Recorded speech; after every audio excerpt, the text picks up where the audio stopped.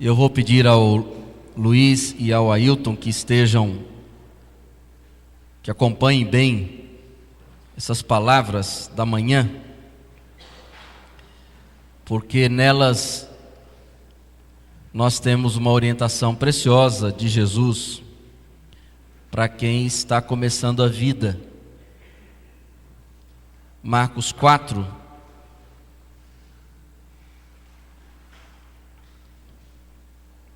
irmãos, eu quero pensar com os irmãos sobre esse tema, que é o tema da nossa pastoral, do mistério ao ministério.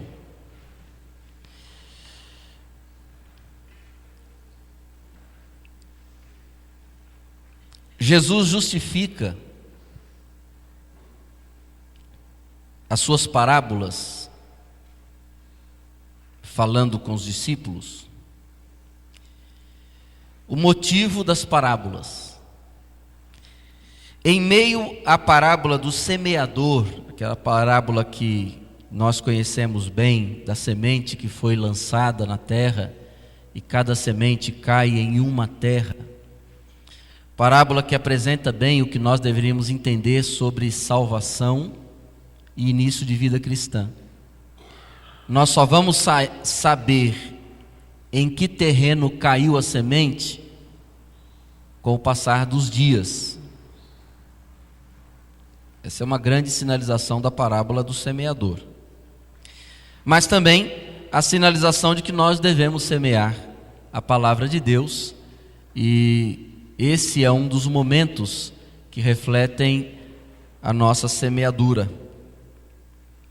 Nesse contexto, Jesus usa a seguinte expressão aos discípulos no versículo 11, que é o que eu quero destacar para os irmãos. Na verdade, o bloco do pensamento é o 11 e o 12, que ele diz assim: e ele lhes disse: a vós é confiado o mistério do reino de Deus, mas aos de fora tudo se lhes diz por parábolas, para que vendo vejam e não percebam, e ouvindo ouçam e não entendam, para que não se convertam e sejam perdoados. Uma palavra dura de Jesus, mas uma explicação da sua maneira de usar a parábola ou as parábolas para falar sobre o reino. Nós entendemos o reino de Deus, por exemplo, quando nós lemos a parábola do filho pródigo, quando nós lemos a parábola da ovelha perdida, da dracma perdida, a parábola da ceia, das 10 virgens.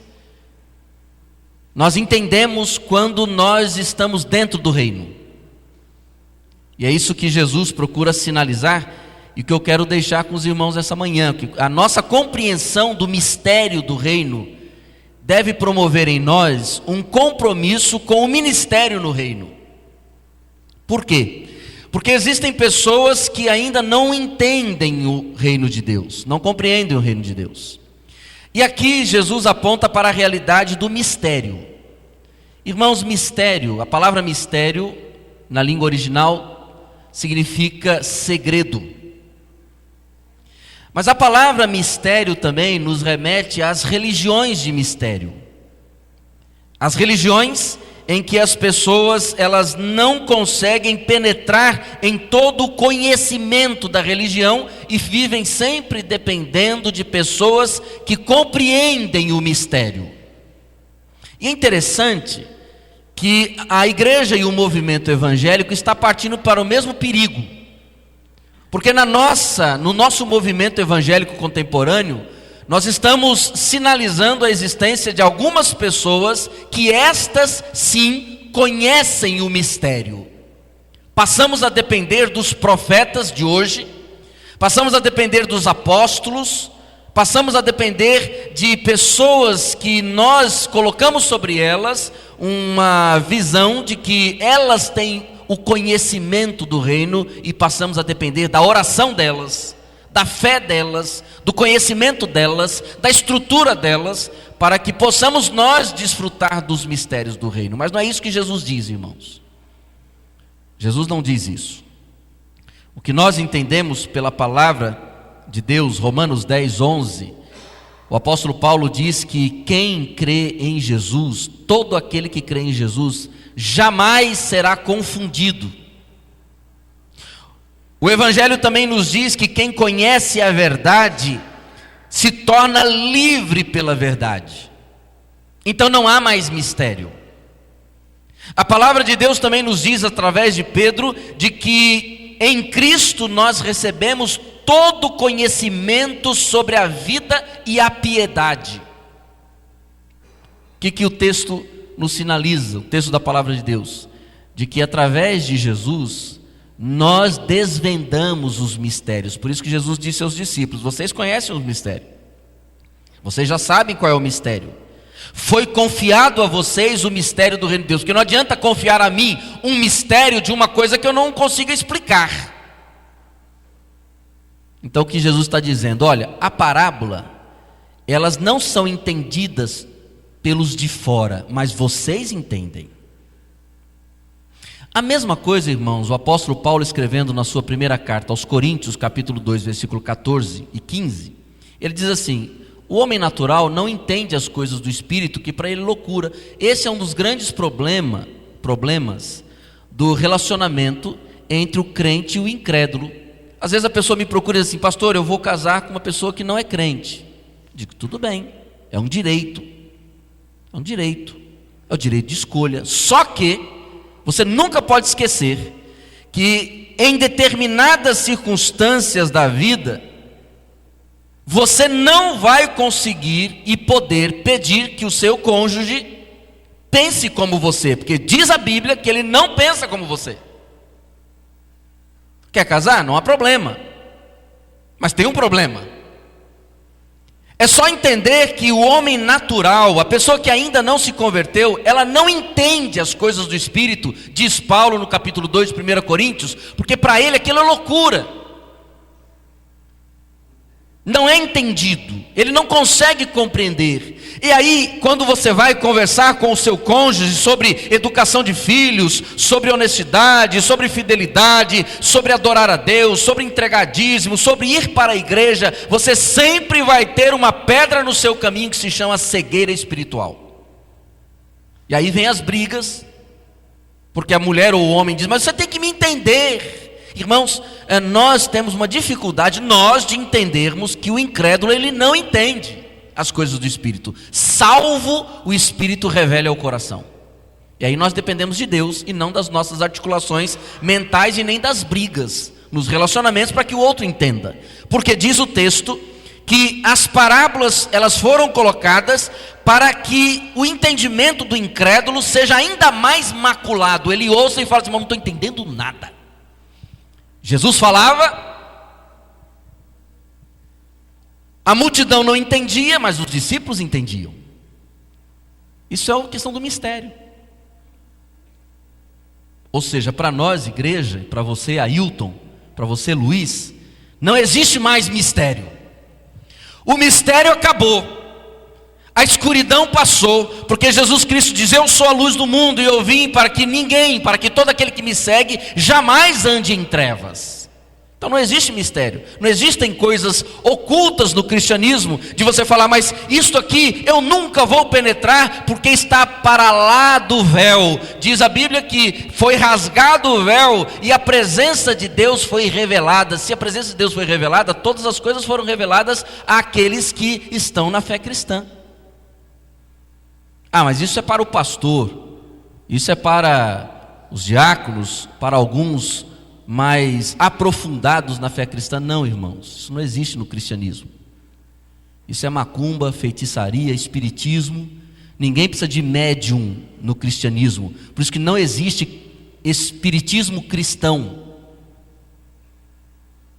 porque nós não precisamos de médiums, pessoas com tendências mediúnicas para explicar as coisas do Espírito ou dos Espíritos, porque para nós, crentes em Jesus, tudo que era inexplicado ou inexplicável foi explicado no Verbo que se fez carne. Acabou o mistério. Hoje você vai direto na fonte, que é Jesus. Mas o texto também nos leva a pensar, irmãos, que quando nós desvendamos o mistério da fé cristã, quando nós desvendamos, na verdade, não é nem o mistério da fé cristã, porque diz o apóstolo Paulo escrevendo aos Colossenses, que o mistério que estava oculto desde a fundação do mundo, foi revelado em Cristo Jesus. Ou seja, o mistério não é só o mistério da fé cristã, é o mistério da vida. Irmãos, expliquem para mim, o que justifica um ser humano nascer bom, e outro ser humano nascer com defeito físico, uma pessoa portadora de deficiência visual, de deficiência motora, de deficiência mental. O que justifica isso? O que justifica uma pessoa nascer deformada e outra não deformada? O que justifica nós nascermos em uma sociedade com tantas diferenças sociais? Quando nós olhamos para a África e olhamos para outros países da nossa terra e vemos tanta pobreza, o que justifica isso? A única resposta que nós temos, meus irmãos, se chama Éden. Porque lá no Éden, ali no Éden, o homem foi amaldiçoado por conta do pecado de Adão e Eva. A terra foi entregue a si mesma. Aí, meus irmãos, salve-se quem puder. Diz o texto que a terra foi entregue a si mesma. E o ser humano, com o coração do jeito que tem, marcado pelo pecado, precisa fazer uma conferência desta, Rio mais 20, para tentar segurar a sua própria incongruência no lidar com a terra. É esta terra amaldiçoada que tem os seus vírus, é esta terra amaldiçoada que traz as suas doenças, é esta terra amaldiçoada que incute sobre nós uma visão de vida totalmente errada. E é por isso que, meu pensamento, a igreja deveria ser a primeira a ter representantes numa conferência dessa. Mas pena que quem está lá nem sempre tem o Espírito de Deus no coração, e a visão é sempre política, e não é uma visão do que Deus gostaria para a terra, até porque a terra foi entregue a si mesma. É lá no passado que o mal começou. Quando nós entendemos isto, nós entendemos a questão do pecado, nós entendemos a questão da necessidade de orientação e reorientação. Quando nós entendemos isto, meus irmãos, nós não vamos caindo de paraquedas nas teorias humanas. Nós não vamos caindo de paraquedas nas teorias que dizem que o ser humano nasce bom, quem deforma é a sociedade. Nós não caímos na teoria mais moderna agora que diz que quem forma a sexualidade do homem e da mulher é a sociedade, como temos uma teoria da psicologia que afirma isso. Quando nós conhecemos o Evangelho, nós temos revelado todas as coisas que nós precisamos entender e conhecer para acabar um pouco com as nossas crises de bipolaridade, com os nossos medos, com as nossas ansiedades. Quando nós conhecemos o Evangelho, o reino de Deus, e entendemos a vida partindo da Bíblia, algumas esquisitices nossas vão embora, alguns medos, ansiedades, alguns traumas, algumas lutas, porque nós entramos na palavra de Deus e percebemos o profeta dizendo: Deus, ainda que a figueira não floresça, não haja fruto na vide, ainda que falte tudo, o rebanho na malhada, eu quero me alegrar no Senhor, porque o Senhor é o Deus da minha salvação. Em uma sociedade que olha para os resultados, quando nós conhecemos o mistério do reino, que nós já fomos abençoados com toda sorte de bênçãos espirituais, acabam as nossas cobranças, as nossas exigências da vida, de que a vida nos abençoe, de que a vida nos torne feliz, de que tudo tem que dar certo na nossa vida. Irmãos, quando conhecemos o mistério do reino, nós mudamos. Mudamos porque entendemos que já não fazemos parte mais deste mundo. Estamos destinados para a eternidade, não pelos nossos resultados, mas pelo resultado de Cristo. Acabam as competições. Quando nós entendemos os mistérios do reino, entendemos que no reino de Deus não tem filhos queridos, não tem queridinho do papai, queridinho da mamãe. A geração moderna, essa geração contemporânea de igreja evangélica, meus irmãos, é muito esquisita. Tem crente que acha que é o queridinho de Jesus, enquanto os outros são os amaldiçoados de Jesus, porque não fazem isso, não fazem aquilo. Só que nós entendemos algumas coisas, que quando nós entregamos a vida para Jesus, nós somos irmãos, com funções diferentes.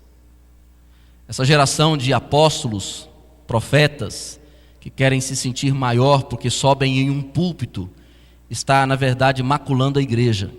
Nós somos irmãos com funções e responsabilidades diferentes dentro da mesma casa. Um lava a louça, outro lava os banheiros, outro arruma os quartos, outro lava a roupa, outro passa a roupa, outro varre o quintal, mas todos moram na mesma casa, são filhos de um mesmo pai. Tudo é importante. Se um filho lavou o banheiro, ele não é menos importante porque eu lavou o banheiro em detrimento daquele que varreu o quintal, ou em detrimento daquele que lavou a louça. Todos são filhos. Mas infelizmente a igreja criou esta visão de clero e leigo, e clero, que o clero é maior, o leigo é menor, e dentro do clero você tem bispo, você tem diácono, você tem apóstolo, você tem profeta, você tem arcanjo, e você tem aquele que está um pouquinho abaixo de Jesus, quase tirando Jesus do trono. Porque agora em Manaus nós temos um pastor que se autodenominou patriarca. Ele deve se sentir o cara. E ele deve estar mais perto de Deus, porque agora ele é patriarca.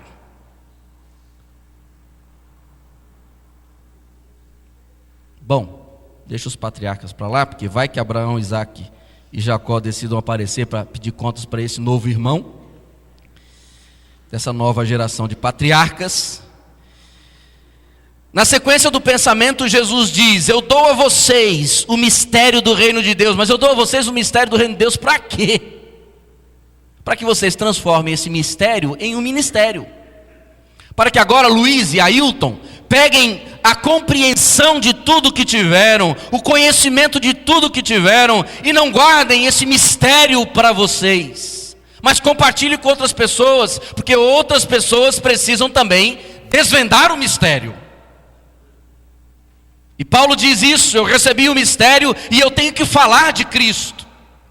Eu tenho que desvendar esse mistério para as pessoas. Eu tenho que pregar o Evangelho. Efésios 6,19, nós temos uma citação de Paulo.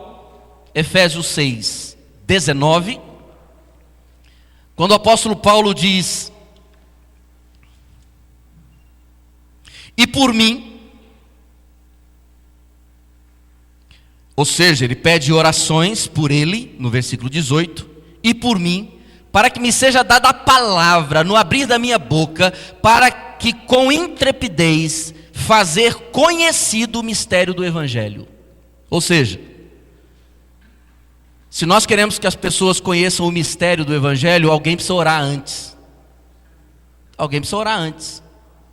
Ora por mim, para que no abrir da minha boca, lá na empresa, na faculdade, em casa, para o meu marido, para minha esposa, ou o pastor pregando, para que no abrir da boca, o mistério vá se desnudando, se revelando. Isso é lindo, irmãos. Como diz Paulo, quando as escamas espirituais vão sendo tiradas dos olhos, e a pessoa vai percebendo Cristo, vai vendo Deus, vai entendendo o reino de Deus pela pregação, pelo testemunho do Evangelho do Senhor Jesus Cristo. Só a pregação do Evangelho é suficiente para levar as pessoas à compreensão do mistério do reino. Colossenses 4:3, o mesmo apóstolo,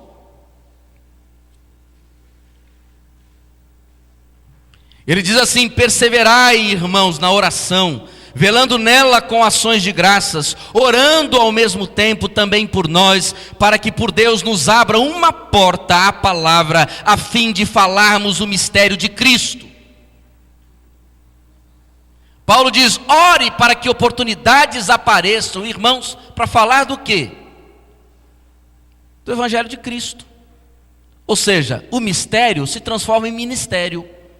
A partir do momento que eu entendo o mistério do reino, eu assumo um compromisso com o ministério no reino. Eu saio de uma posição e entro em outra posição. Eu saio da posição daquele que está procurando para a posição daquele que achou e ajuda os que estão procurando. Amém? Do mistério ao ministério. Esta é a responsabilidade do Ailton, ajudar agora as pessoas a compreenderem o que ele está compreendendo. Esta é a responsabilidade do Luiz, ajudar outros a compreenderem o que ele está compreendendo. E esta é a responsabilidade de todos nós. Não mais vivermos à procura das coisas que para nós achamos que estão ocultas na Bíblia ou no reino. E precisamos agora levar este evangelho do reino a todas as pessoas. E é por isso que nós temos que dizer: Senhor, ao Rei dos Reis eu consagro todo o meu ser, toda a minha alma, para que através da minha vida o mistério seja revelado a outras pessoas. Nós vamos fazer assim, vamos nos consagrar através dos dízimos e ofertas. Porque toda vez que nós investimos em missões, investimos na caminhada da igreja, consagramos o nosso dízimo, a nossa oferta, nós estamos ajudando que toda uma estrutura funcione, para que pessoas saiam da condição daqueles que estão tentando entender o mistério, para aqueles que estão apenas desfrutando ou estão desfrutando e proclamando o mistério, o santo mistério do Evangelho do Senhor, o mistério para aqueles que estão fora, porque para nós já foi revelado na cruz do Calvário. Se coloque em pé, vamos cantar esse cântico, e enquanto estivermos cantando, você que trouxe seu dízimo ou quer entregar a sua oferta, o faça com liberalidade de coração e também com alegria de saber, irmãos, que nós temos participado da obra missionária com esta visão. Pessoas precisam conhecer a graça do Pai, e assim toda vez que nos comprometemos com esta mudança na vida das pessoas, de uma condição a outra, e que Deus assim nos abençoe.